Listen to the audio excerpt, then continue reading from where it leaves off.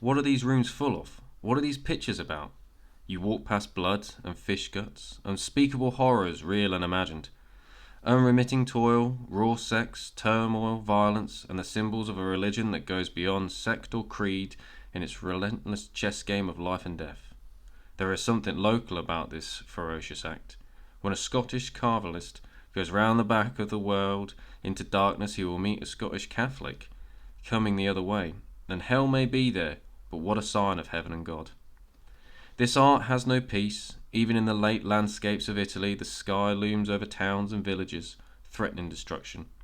Though all these rooms you feel are following a man who still, at 70, can only wrestle and grapple with life. But in one small section you do find tranquility. Addenbrooke's Hospital, Cambridge, 1988. Bellany's liver has packed in under the abuse he's dealt it.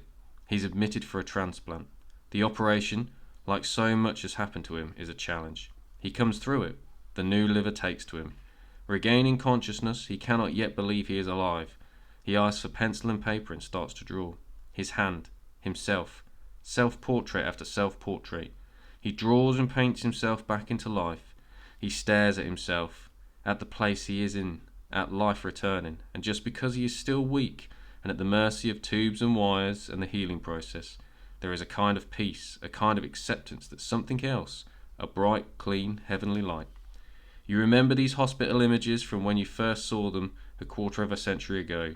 You were a young man then, and the Bellamy you were looking at was in his mid-40s, younger than you are now. But you had thought you were looking at an old man, at the resurrection of an old man.